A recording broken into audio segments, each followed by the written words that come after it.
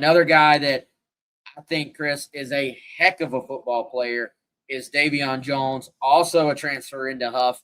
We're going to go to the film here in a second. Gamecocks beat out LSU. A little bit of a back and forth at the end. Looked like Lane Kiffin and those boys were about to win this one. South Carolina fires back. They get him on the commit list. And, Chris, here's the thing about Davion. He does not match the typical T. Gray special in terms of the height. You know what that tells me? He was too good of a football player for them to say no to. Like, if you're not 6 foot, if you're not 6'1", if Torian Gray wants you, that means you're too good of a football player for him to turn down. And I think, dude, we're going to pop on the film here in a second. Very impressive film for Davion Jones, who is one of those guys who just makes plays all over the football field, as J.C. Sherbert pointed out in his piece on him.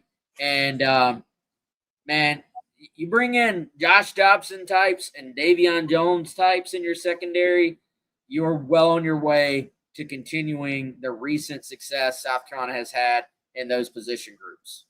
Yeah, you're right. Not a guy that's even, 6 foot tall. So doesn't fit that prototypical Torian Gray mold, but we've seen him go outside of that a little bit. Jalewis Solomon, who has not put it together yet at South Carolina, but was certainly a really good high school football player. Can he put it together? We'll see. He was another guy that kind of fit that, hey, just really good football player.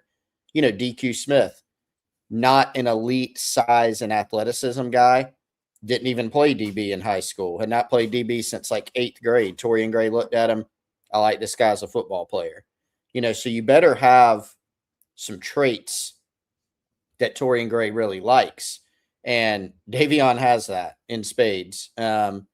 He's, first of all, the thing you see, he with the ball in his hands, he's dangerous. If he gets a pick, he's factored in the return game. As you just saw in that clip, if you're watching the video stream, he's a physical football player. He's got really good instincts. He can also really run. This is a kid that's, I think, 10.7 in the 100 meters. So he's got speed. He's got those instincts, and he's very aggressive. And he's versatile enough to play anywhere.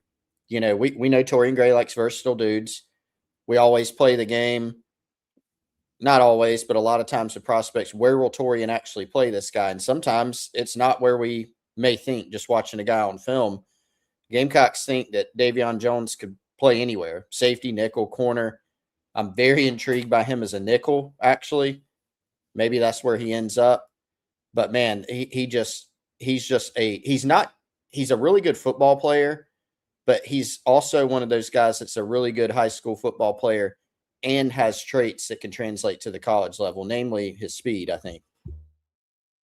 All right, let's play the game, man. Where are you playing this kid? Because, as you said, I think that was part of the recruitment here. That was part of the value for Davion in South Carolina was corner, nickel, safety, whichever one you can help us at first, that's where we will play you at. Like, if you can show you can help at corner, boom, we're going to play you. If you show you can contribute at nickel, that's where you're going to play. So multiple opportunities to get off on the field.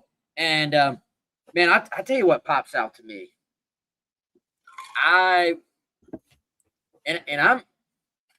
I'm more thinking safety maybe, man. But here's what I want to see in my safeties. And I saw it in that very first clip. At the high school level, if I put my eyes on you, the phrase that I want to think of is heat-seeking missile. You know that play in high school football where you have like a stud DB and it's almost like he's moving at a different level than everybody else on the field, and he comes flying in and just eats up about 15 yards of grass and has no regard for human life, his own or anyone else's, and just hammers the ball carrier. That, to me, is the type of guy Davion Jones is. So, I don't know, man. I might like him kind of in the middle, just roaming around, just smacking people coming down into the box from that safety spot. Yeah, and one reason I'm so intrigued by nickel is um, he's going to play more there for Huff this year. And if you watch his film, he is back there at safety. And this is something you see a lot at the high school level. To your point about high school ball, if you've got a DB, even if he's really good in coverage, sometimes defensive coordinators in high school say, we're putting that guy at safety because he's going to be able to cover the most ground, make the most plays for us.